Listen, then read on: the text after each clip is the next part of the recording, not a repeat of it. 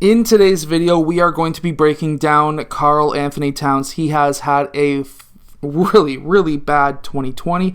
Hopefully 2021 is a lot better to him. Obviously, as you may know, he's had a couple of deaths in his family due to COVID, and he just recently broke his hand. So hopefully he has a heck of a lot better 2021. Let's break down Karl Anthony Towns. So in this first clip, we have Karl Anthony Towns out on the perimeter. This is an area that he really likes to be in.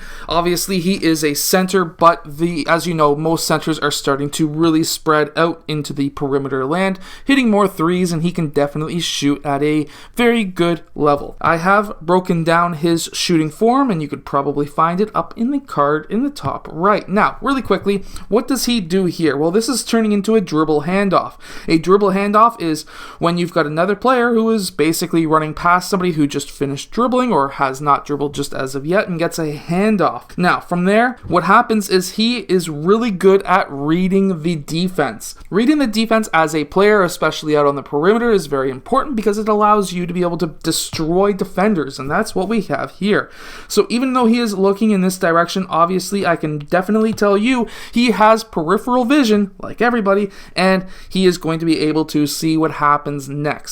Now, from there, his defender is right now playing him pretty good. He's giving him some space and allowing space for that defender here to go through and basically nullify that dribble handoff. Now, what happens next allows Karl Anthony Towns to score. And that's what we're going to be looking at here. He's able to read that defense. He notices right here that left foot of that defender lifts up off the ground. He now is no longer balanced, and he is pretty well straight up. He is not in defensive stance. He is not playing defense.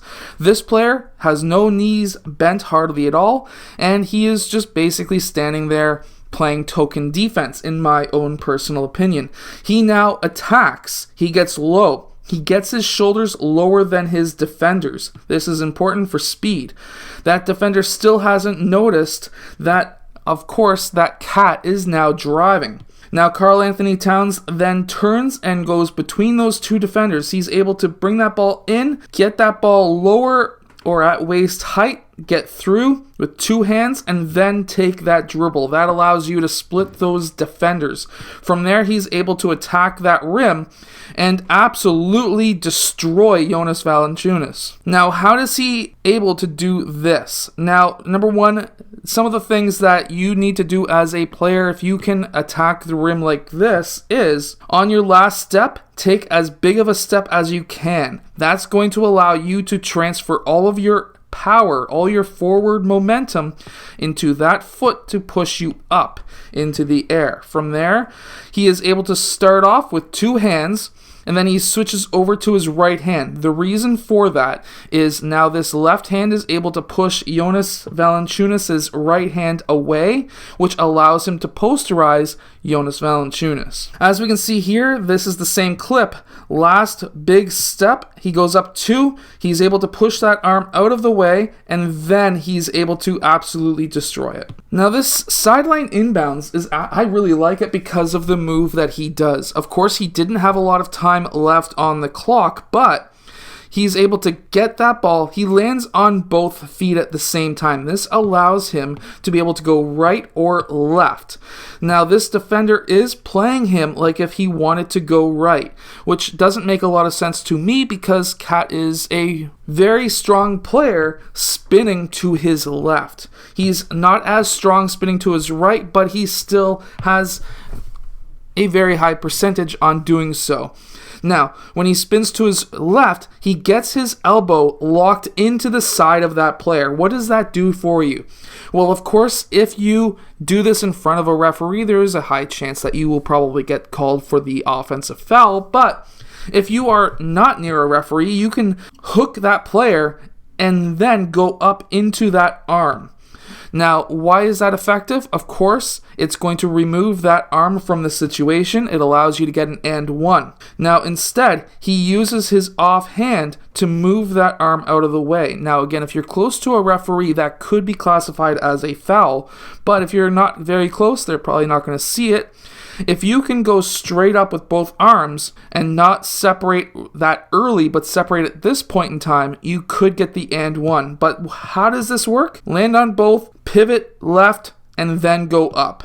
You want it to be a nice quick move, decisive. You do not want to wait too long. Even though there may not have been that much time left on the clock, you want your post moves to be very fast. So this next move I really like. So this really shows off his ability to attack the rim from the perimeter. Now, of course, the perimeter is like 2 or 3 feet back, but either way, this is still a really good move, and we can all do this move. So in this move, what we have is a double jab. So he jabs once, and then he jabs again, and on his second jab, he plants the foot and attacks left. So he goes jab, and then jab again, and on that second jab, he pushes off from the jab step. From there, he does not lift that left foot until he dribbles that ball.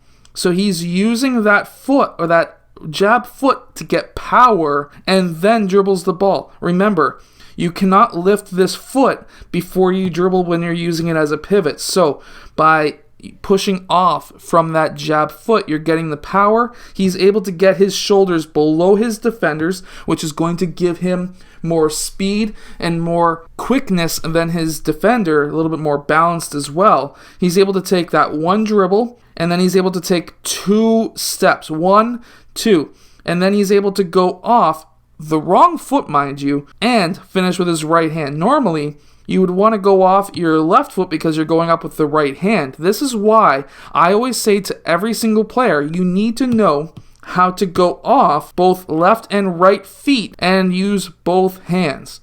Doesn't matter. You need to know how to go off your right foot and right hand, and then left foot, left hand, and then normal left foot and right hand. You need to know all those different combinations. You never know who is going to be in your way and which hand you're going to need to finish with which foot you start with.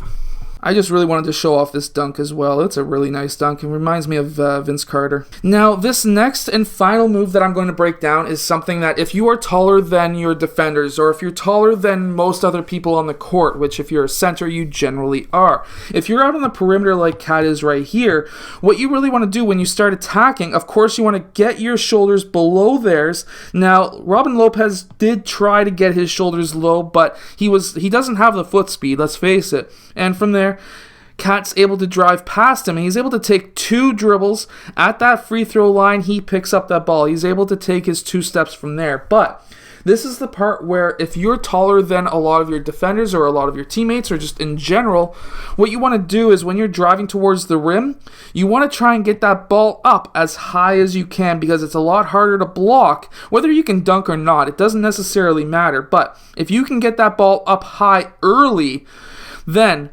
those other help defenders who may come down to try and steal that ball, let's face it, if that ball was still close to his chest, that player would be able to strip that ball in 2 seconds. But by keeping it up high, he's not just able to posterize Robin Lopez, but he's able to keep it away from that help side defender. Now, I really do hope that Karl Anthony Towns has a heck of a lot better a year in 2021 than he did in 2020. I wish him all the best. And of course, if you have enjoyed today's video, hit that like button and subscribe. Make sure to go check out my vertical jump training book down in the description below, and I'll see you guys again next time.